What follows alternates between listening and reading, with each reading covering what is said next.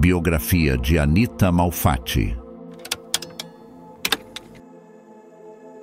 Anita Malfatti foi uma artista plástica brasileira.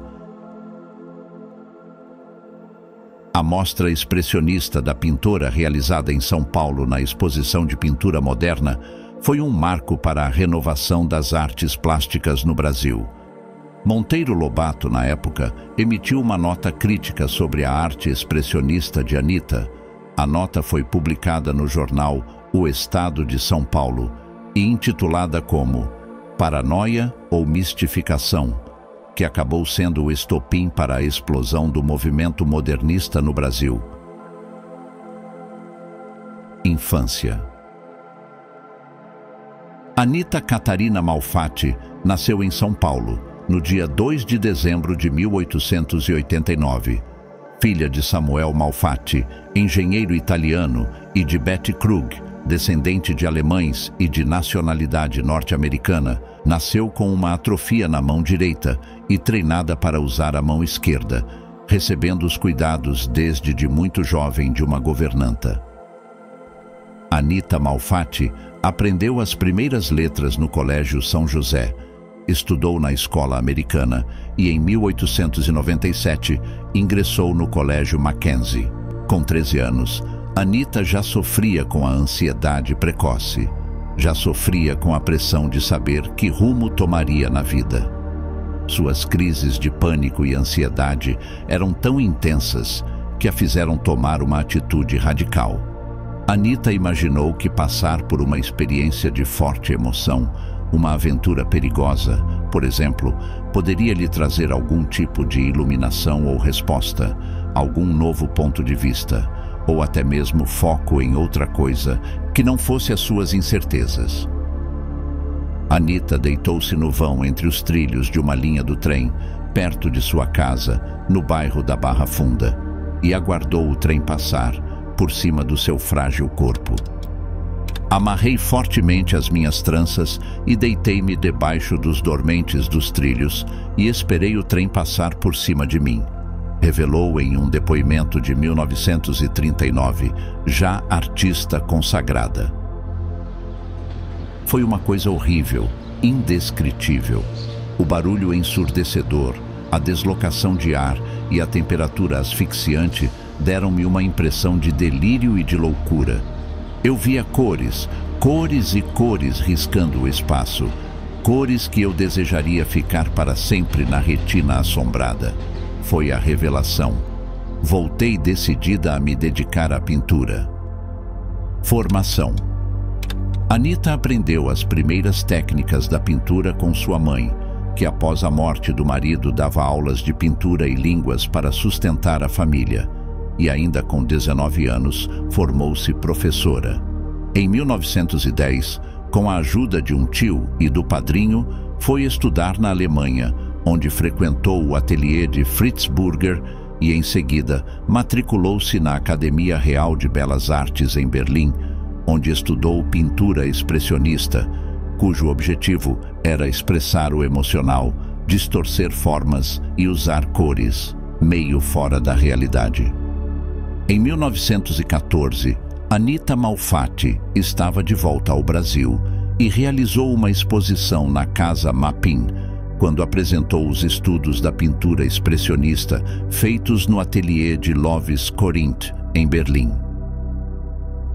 Em 1915, foi para Nova York, onde estudou na Arts Students League e na Independent School of Art, sob a orientação de Homer Boss, que dominava o expressionismo, movimento pouco conhecido na época, principalmente fora da Europa, quando teve a liberdade de pintar livremente, sem limitações estéticas.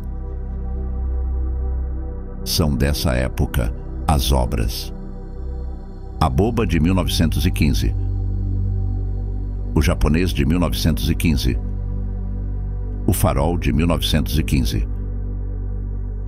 Em 1917, Anita Malfatti retornou para São Paulo e no dia 20 de dezembro, por insistência dos amigos, entre eles o pintor Di Cavalcanti, a pintora fez uma exposição de suas obras apresentando 53 trabalhos, entre pinturas, aquarelas e gravuras.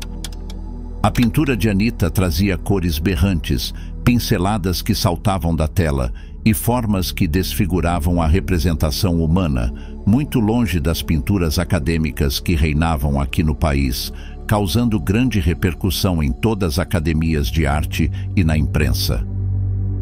Uma semana após a abertura da mostra, um artigo do escritor Monteiro Lobato, publicado no jornal O Estado de São Paulo, intitulado Paranoia ou Mistificação, condenou, em tons histéricos, aqueles traços exóticos.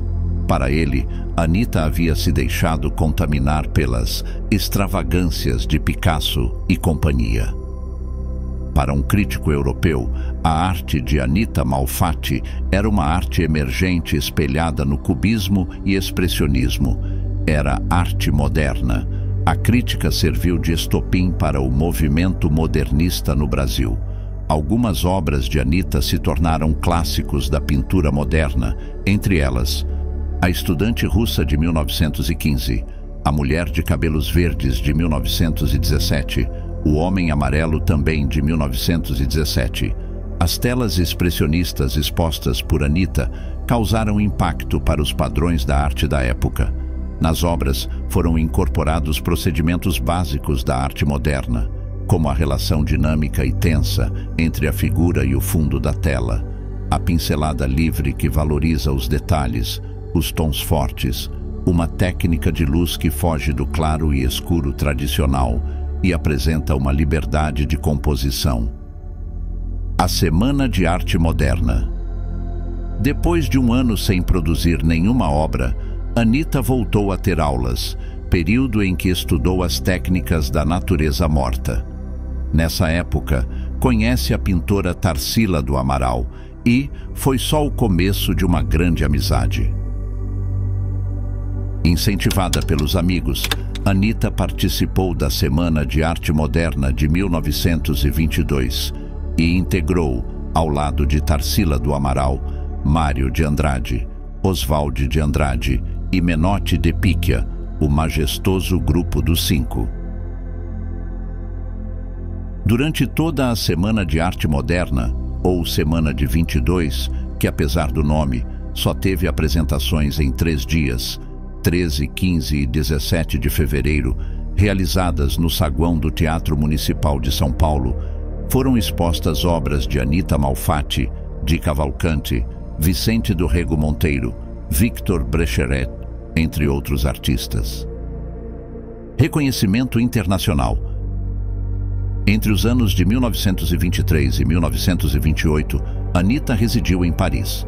Realizou exposições individuais em Berlim, Paris e Nova York. Em 1928, retornou para São Paulo e passou a lecionar desenho na Universidade Mackenzie, onde permaneceu até 1933. Nesse período, pintou as obras A Japonesa, de 1924, Porto de Mônaco, de 1925, Chanson de Montmartre, de 1926, Mulher do Pará, de 1927. Em 1942, Anita Malfatti foi nomeada presidente do Sindicato dos Artistas Plásticos de São Paulo. Há quadros de sua autoria nos principais museus brasileiros.